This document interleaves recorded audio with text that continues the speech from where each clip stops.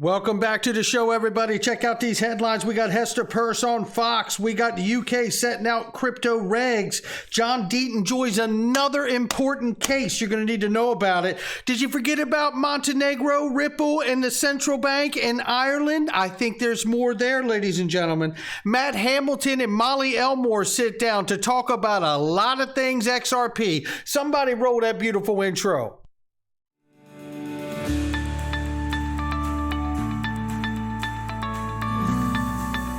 Digital Perspectives with Brad Kimes. Come on in.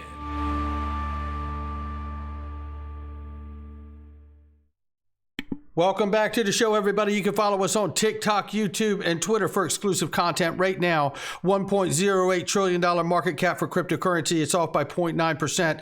Bitcoin, 23,000, slightly over. Ethereum, $1,578 and change. Tether market cap is $67.7 billion, they say. XRP is 40 cents. If you haven't done it, why haven't you gotten the Ledger Stacks that's invented by the guy who created the iPod? Yeah, making it a lot easier. You can put your NFTs on it. You can have it synced up with your phone. It's got a magnetic case so you can click more and several of them together so you don't lose them. There's so many incredible things about this. I've got mine pre-ordered. Why haven't you? Click the link below to make sure you get yours right now. I want to remind people of this. I covered it yesterday, but this is extraordinary news. We don't talk about this once and then just that's it. This is amazing stuff happening right here. Bitstamp says we're expanding our IOU services on the XRP ledger. You can now use euro-backed IOUs as your gateway to the XRP ledger. Dip your toes into DeFi with the cost-effective, fast transfers, increased transparency, and zero transfer fees on all IOU transfers. You know, listen, you know, the euro-backed IOUs are incredible to me because all I think about is the whole European Union, the 20 member states. I mean, it's, you know, pretty darn remarkable. And we're going to talk about that more in just a second here. But look at what's going on here. While we have this crypto winter going on, we don't know when it'll end. But what we do know is BlackRock, a global investment company, manages over $10 trillion in assets, has increased its stake in Silvergate Bank, which has been a crypto-friendly bank for a long time. And one has to wonder if it's like save still and growing here, says, isn't that just a bailout for Silvergate Bank? Could be. Could also be a takeover from BlackRock, because we know that BlackRock is moving deeply into this space. They have the Aladdin desk for their richest clients. They are providing crypto at that level for them. We know that this is a space that they are coming into regardless of what it feels like now. And what it feels like now, even outside of crypto, is a crypto winner. It is an economic winner. I'm going to play you a clip here from Lynette Zhang and her ITM trading show, and I want you to pay attention to when she gets right here. Let me bring you in. It is the largest decline in treasury debt held by foreign investors since they started tracking it. I just don't know if you could say it any better. It's more clear and more concise than that. What you're seeing is a huge sell-off right there of treasury debt held by foreign investors. What does this fall into, ladies and gentlemen? Doesn't this not point to what we know about Saudi Arabia saying they are looking to accept other dollars aside from the petro agreement with the US dollar there now? Doesn't it speak to Russia and China having their new payment system and agreeing not to use SWIFT or the US dollar? Doesn't it speak to Russia and Iran now building a payment system that they can use together to obfuscate SWIFT and the use of the dollar as well? Yes. How about the BRICS coalition growing at a massive fast rate now because of the same issue? Yeah.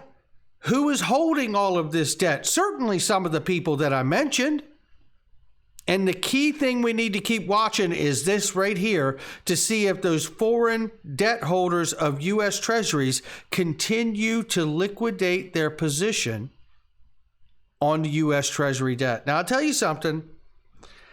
This is a key thing to pay attention to, ladies and gentlemen, because I think it points to the larger understanding that what we're really headed towards here is a shift from the US dollar as the global reserve currency, and certainly a competitive threshold that we're going to move into, where it's going to allow other assets to begin to compete against the US dollar. The question is, has the U.S. government, even though they're lagging, putting together a plan that could keep the U.S. dollar protected as the world shifts from a debt-based system to a multipolar asset system?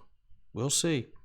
This here is quick stuff here from HesterPeirce I want to play for you now. And I'm not going to give you this whole 7-minute plus clip here so you can breathe a sigh of relief. But she does talk very specifically about how, and isn't this fascinating to hear in the U.S., you could have one commissioner saying there's clarity and another one saying we need to get more clarity by building out some framework for it. You just can't make it up, but that's the world we're living in. Let's take a quick listen here. I'll bring you in right about here. We could set up a regulatory framework for centralized entities in the crypto space. And that's something that we need to work on. I've been calling for us to work on that for a long time. Again, it's up to Congress to decide who that regulator should be, but that is an area where you could have regulation. Yeah, and I know. And it really is. And I mean, I wanted to play this clip. The whole clip is really solid. And shout out to HesterPeirce and Fox Business for covering it. But the reality here is exactly that I wanted to show, is that it's like, how can we have such dissension inside the market regulator itself? It's one thing when the industry doesn't agree with the market regulator, right? But when the regulator doesn't agree with the regulator inside of the same agency is when it just starts to make you really scratch your head here. Something has to be done. Now, what I will say is to the point that John Deaton made just the other night. If you think that cryptocurrency regulation will be coming in 2 years and not immediately, then these rulings in these cases like Library and what happens in the SEC versus Ripple are going to be extremely important, because they are going to speak to this industry and how to move forward until we get actual legislation. And I think stablecoin legislation would come before any crypto regulation. However, with that, what do we know? UK setting the tone. We know that they say that they're setting out plans to regulate the crypto industry. They have made it clear they're going to be a crypto hub. We also know from Michelle Bond's time at Ripple that the UK is absolutely an area that the United States watches for a lead on how to get a hold of the regulation properly before announcing anything here in the United States. Then we have this. John Deaton has joined another case. Shout out to Stephen Hubert here. And what it is Ripple Labs litigation here. And what we're talking about here is the Zakanoff case, ladies and gentlemen. You may remember this. This came before the actual SEC versus Ripple case. And what we see here is, please take notice that Rebecca Bello of the law firm CMBG3 hereby make their appearance as the attorney of record for John Deaton, James Lamonte, Tyler Lamonte, and Mia Lamonte. Yeah. Come on in. What this guy is doing is not just for XRP holders. It is for the entire crypto space. I tell you, if you got nothing going on today, and even if you got a lot going on today, take just a few seconds to send John Deaton a message and tell him how grateful you are for what he's doing for all of us. This is a reminder we need to get into. And shout out to Cowboy.Crypto. I think me and him are sharing brains these days, because we are both aligning and reading the tea leaves the same. Now, we're speculating here. I'm always clear about that. But you speculate and make up your own mind here. But the Ireland is an important puzzle piece to Montenegro joining with their central bank as a Ripple partner.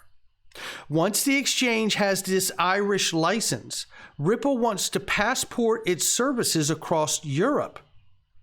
That's what Stuart Alderati told NBC. Ripple is also going to file an electronic money license application in Ireland.